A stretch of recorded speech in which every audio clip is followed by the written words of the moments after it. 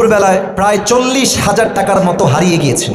জেলার নাম বলবো না, বদনাম হবে। তো আজকে হোটেলে উঠেছি, সারা রাত জার্নি করে গিয়ে সকাল 9টায় সকাল হয়ে গেছে। তো আমি আবার পায়জামার পকেটে টাকা রেখেছিলাম প্রায় 35 থেকে 40 কাছাকাছি এরকম কিছু একটা অ্যামাউন্টের টাকা। তো ঘুমানোর আগে টাকাটা পকেট থেকে বের করে বালিশের নিচে রেখেছি, বালিশের নিচে। তো ঘুম থেকে উঠেছি, জোহরের নামাজ পড়েছি, বের হয়ে গিয়েছি বাহিরে দুপুরের লাঞ্চ করার জন্য। কিন্তু টাকা যে বালিশের নিচে ছিল আমি ভুলে গেছি। হোটেলে খেতে গেছি, বিল দেওয়ার জন্য বলেছে, বিল হয়েছে 600 থেকে 700 টাকা। পকেটে হাত দিয়েছি, দেখছি টাকা নাই। মাথা তো আমার ঘুরে গেছে, কিরে টাকা আমি রাখলাম কোথায়? হঠাৎ করে মাথায় আসছে, আরে টাকা তো আমি হোটেলের বালিশের নিচে রেখে এসেছি। সঙ্গে সঙ্গে কোনো কথা ছাড়াই গাড়ি ঘুরিয়ে হোটেলে আসলাম। এসে খুব বিনয়ের সাথে ম্যানেজার সাহেব বললাম, স্যার আমি আবরারুল আসিফ হুজুর, আপনি আমাকে চেনেন।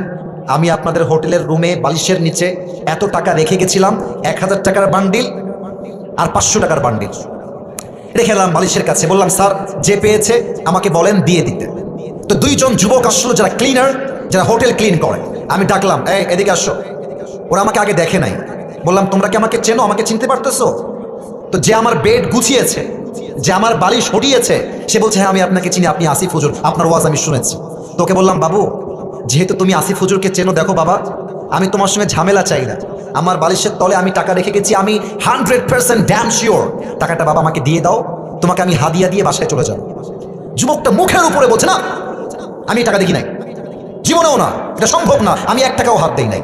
আমি বললাম, প্লিজ ট্রাই টু আন্ডারস্ট্যান্ড, একটু বোঝো, আমার বাদ মাগরিব প্রোগ্রাম, আসর আজান হয়ে গেছে, দিয়ে দাও বাবা, কোনো ঝামেলা চাই না, থানা পুলিশ চাই না, দিয়ে দাও। আমি বুঝালাম, আমার ড্রাইভার বুঝালো, পিএস বুঝালো, ম্যানেজার বুঝালো, সে বুঝতে রাজি না। এবার হোটেলে মালিক চলে আসছে, বড় লোক, শিক্ষিত, অনেক বড় ঘরের মানুষ তিনি, এবং তিনি একজন অ্যাডভোকেটকেও নিয়ে আসছে। সিসিটিভি ক্যামেরা ওপেন করা হলো, কে গেছে হুজুরের রুমে আর কে বের হয়েছে। তা আমি চোর ধরতে গিয়ে নিজেই চোর হয়ে গেছি। তারা আমাকে বলতেছে, আপনি যে টাকা রাখছেন তার প্রমাণ কোথায়? আমাকে বলতেছে, বিনয়ের সাথেই বলছে যে, স্যার আপনি যে টাকা রেখেছেন এখানে 40,000 টাকা, তার প্রমাণ কি, আপনি আমাকে বলেন। আমি তো ঝগড়া চাই না, আমি সবসময় সমাধান চাই। তো আমি বললাম, একটু ক্যামেরাটা আগা পিছা করেন, সিসিটিভি ফুটেজটা সব চেক করা হলো। হোটেলের মালিক বললেন, হুজুর টাকাটা হয়তো বা আপনার স্টাফরা নিয়েছে, কারণ তারাও আপনার রুমে প্রবেশ করেছিল। আমি বললাম, দেখেন আমার স্টাফরা, they have been working with me just for 4 years, প্রায় 4 বছর যাবত আমার সঙ্গে তারা আছে, আমার 1 পয়সার হাত দেয়নি আজ অব্দি, ওরা নিতে পারে না, প্লিজ একটু সমাধানে আসেন।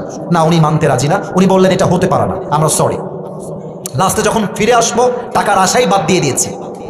অ্যাডভোকেট তাকে আবার বলছে, এই ছেলে টাকা নিয়েছো, থাকলে দিয়ে দাও, কোনো মারামারি হবে না, দিয়ে দাও, আসিফ তোমাকে ছেড়ে বাসায় যাবে। ও বলছে, না আমি টাকা নেই নাই।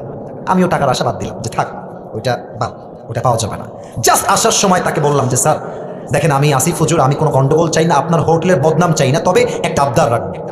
এই যুবকটা যে রুমে থাকে, চেক হিজ রুম, ও রুমটা চেক করে। বলছে, ঠিক আছে হুজুর, আপনার লাস্ট আবদার আমরা রাখবো। হোটেল ম্যানেজার, হোটেল মালিক, অ্যাডভোকেট এবং আমার 3জন স্টাফ ও রুমে গেল।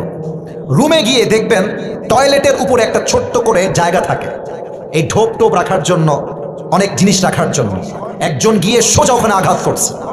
যখনই খুলেছে দেখছে আমার সব টাকা ওখানে রাখা আছে। আর যখনই টাকা দেখতে পাইছে মালিক হোটেলের, ওরে ইচ্ছা মতো মারা শুরু করছে।